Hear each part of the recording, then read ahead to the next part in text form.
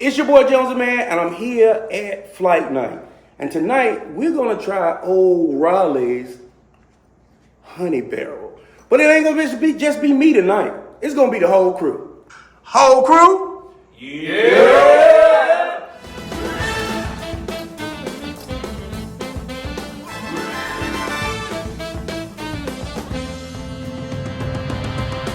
So, Olde Raleigh is actually in Zebulon, North Carolina. This is their Honey Barrel. I think this is second or third edition of the Honey Barrel.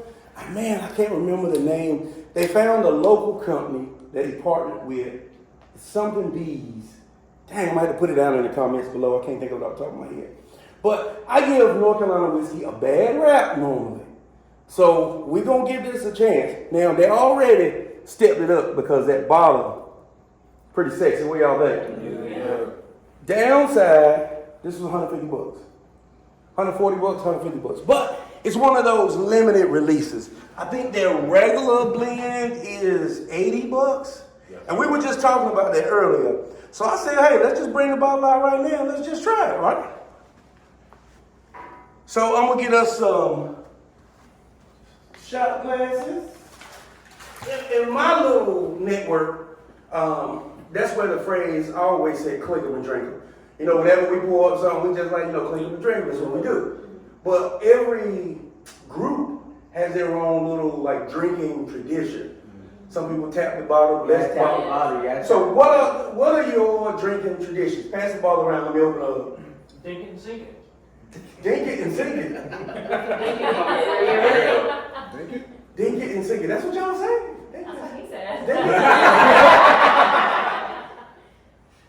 Okay. That went. I was like, Look. oh, y'all from Rockingham Let me not tradition shame anyone. So let's see. This is the bourbon was finished in a cask previously housed a blend of 3 distinct North Carolina honey varieties and harvested at the optimal moment by Olde Raleigh Distillery. I don't see an age statement for the whiskey, so I don't know how old it is. It is 100 proof, so 50%. This is bottle 446. Let's do what we do. Oh, that was a good bottle. Damn, I don't know if it was just the room or what. So I understand that we're supposed to pour your own trouble, so I'm going to pour your own trouble. Pass it around. Oh, Lord. Pour your own trouble. Now, we got around the table tequila drinkers, a lot of whiskey drinkers. I don't really drinkers. Rum drinkers. So we all around the world on this one.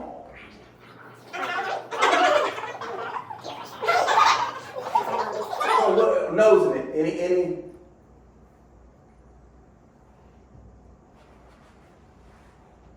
Any opening remarks on the nose? I would say you wouldn't tell her. I wouldn't tell her it's got honey in it. Right, I say the same thing. Like everything I'm getting is whiskey, and I'm really getting like maybe it's just the glass that I have, but I'm getting a little oak.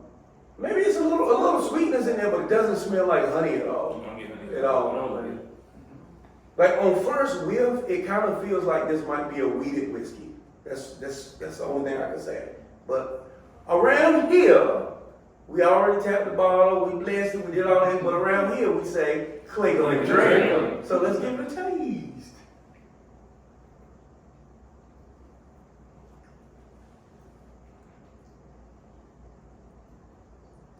A little more heat and spice I thought it was going to have. Yeah, a lot more heat and spice. Well, it's 100 proof, so. Yeah. But I guess when I say a lot more, like I'm still experiencing it right now. Yeah.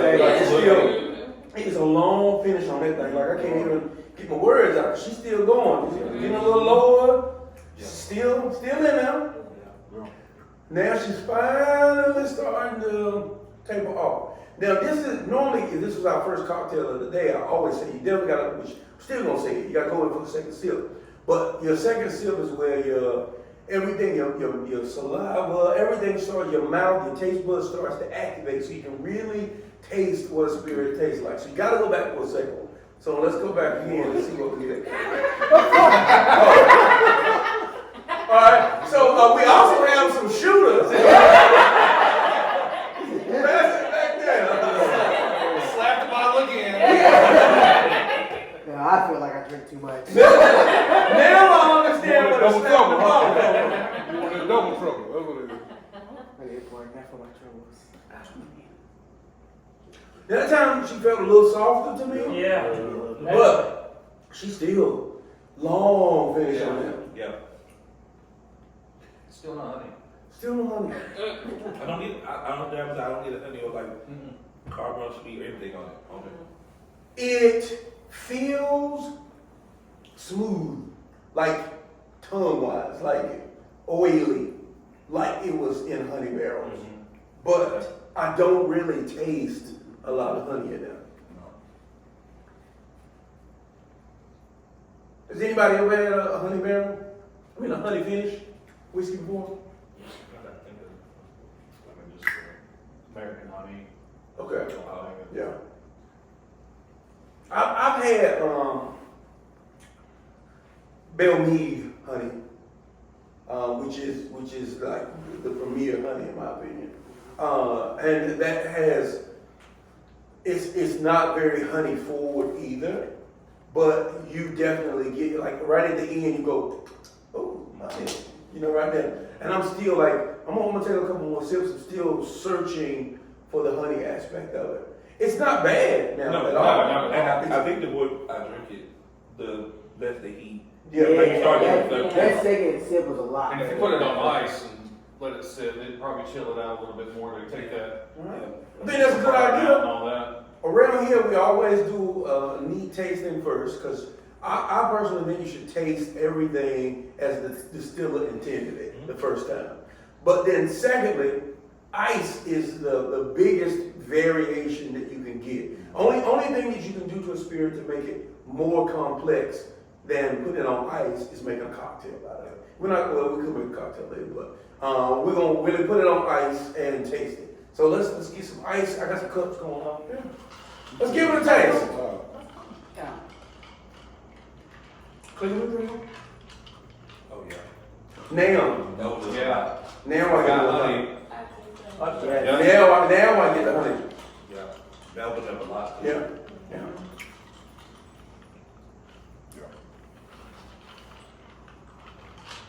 So you possibly could have achieved the same effect by dropping a couple drops of water in there. I don't know, she was so hot, man. I felt like it needed the ice. But yeah, that gave me a little honey sweetness. It's a lot. Yeah. Welcome to the bird. Oh, yeah, The burn on the back end's gone. Yeah. Yeah. It doesn't take so long. Yeah. Yeah. This is definitely this is something to drink over ice. It's on the rocks. Yeah. Yeah, okay. So I'll get some thoughts. What do you think? So here's let me give you some guidance. Okay, so one I want you to think about the neat and on the rocks score. I use a rating scale. One being like you should push this off the table because this is terrible. That additivo. And 5 being like, oh, this is fabulous. I absolutely love this. I want you to take into consideration the price. We're gonna say $140, somewhere in that neighborhood. So think about that a little bit, but also factor in that this is like a special release kind of deal. Yeah. So now, what would you rate it? And if you have any standout thoughts, does it make you think about something else? Does it make you want to buy the regular Olde Raleigh? I would say that makes me want to buy the regular one at the 80. I guess if I was gonna rank it in your scale, maybe like a 3.5. Just because the price point. Like I give it special, but it's not something even at the price point. I don't know if it's like I have to have it. Right. But if I can drink it, I'll drink it. You know what I'm saying? If it's something you have, like, oh yeah, I'll drink that. Yeah. 3.5 probably. Okay. I'd say probably, I don't know, neat, probably about a 2.5, but I'd say over on my ice, 3.8. Okay. Price point's out of my range for sure, but I'd be trying, willing to try some of their other stuff. Yeah. Okay. This is not my cup of tea. Now it's coming to But it looks like tea. Right. I like sweet drinks, and it's not that sweet, but on ice it went down better. Wasn't as spicy. I did like it. So I don't want to rate it. I don't want to offend it. But I'm just not into the non-sweet stuff. Okay. But better for you on the. Oh, definitely on ice. It's Okay. better. Now on meat, I gave it 2, but on rocks, like 4. Would I buy it at the price point? No. But like you said, it kind of made me wondering about what the other offerings. So. Yeah, I think I'm about the same as everybody else. Oh, neat, I'm at a 2. On the rocks, I'm about at a 3.5 maybe. It definitely helped go down a lot better. You can get that honey, it opens it up. Yeah.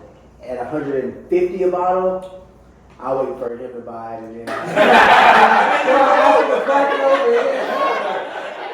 You drinking all night? I like it. I like it. For me, I'm more of a tequila person, but neat, it was probably maybe a 1.5 for me. But on the rocks, I'll give it a 3. It was smoother and it was sweeter, so I like that. Meat for me actually was more exciting. All the rocks made it mediocre. I give it a 4.2. Okay. Price point, no. I'm a rum drinker, so this is kind of out of what I normally drink. Neat, it was too much for me. On the rocks, I could get it down. I don't feel right rating it because I really don't drink this kind of drink, so I'll just leave it at that. But price point, there's no way. Oh yeah, it's There's probably a lot of bottles that we tried that most people will be like, "You're crazy." But this is the spirits world that we're in. Everybody has a vice. Everybody has like a different justification of what value is. So with that, I always like to throw that out there because I want people to think about that, because if you're looking like, should you make this investment kind of deal? I think overall I'll give it a good solid 3. I didn't hate it on meat at all. I thought it was had a long, robust finish. Like she just slow burned all the way through. Had a really good character to it. Had a nice mouthfeel. But it didn't feel like 100 proof. It felt more like 120. You know, it felt like woo. It made me cuss. You know. On the rocks, it got a little more enjoyable from a drinker standpoint. Like a little bit of sweetness came out. I was like, oh, this got a little. I like the way this is going. I could probably sip on this a little bit more. What I will say is, it has helped me to start to change my mindset around North Carolina whiskeys, because this is a solid whiskey. You know, sometimes at 100, there'll be $150, but it doesn't taste anywhere near it. Like, I can see the justification for this. This is a limited release. This is a gorgeous freaking bottle, and it's good juice on the inside. Now, whether or not you feel like, hey, that justifies $150, just kind of depends on what you normally spend and all of those things. But at least there's potential for you to be able to say, yeah, it's not like, this is terrible through and through. So I've been impressed. This is the second North Carolina distillery I've tried in the last few weeks where I'm like, well, dang, North Carolina, come on. Being a celebratory bottle, I mean, For sure. You can definitely see spinning that, but as far as an everyday drinker, and going back to it now after it's sat on the ice a little bit longer, It's even better. it's even better. Yeah, even more honey comes out of it. Y'all are getting up to that. Y'all just proud. No, I let this one chill a little bit. My wild, wild west over here. All right, everybody clicking and drinking. Wow! Quick bro. I am definitely coming coming to Olde Raleigh Distillery because I do want to see what they're doing. I want to taste some more of their stuff. I might even get the $80 bottle now. Well, at the start of this, there would have been no way in the world I would have spent $80 on it. And it's bad, but, and I'm not saying I wouldn't, but I wouldn't spend 80 without trying it. That's what I mean. Because I've just been burned by so many. And it's not to say anything bad about North Carolina whiskey. It's just that we're slow starting in the game, and a lot of it's young, and it just takes a lot to get up to a good point. So we'll see you next time. Follow me on Facebook, Instagram, Twitter, and the TikTokers. It's your boy, Jones N Mann. And everybody, and we out. Alan, did you say y'all had a tradition? Tap the bottle. Tap the bottle. It came from spank the bottle before it spanks you. Oh, spank the bottle before it spanks you. Okay, I like that one a little bit. I don't know why. I like tap is cool, but spank the bottle. Sink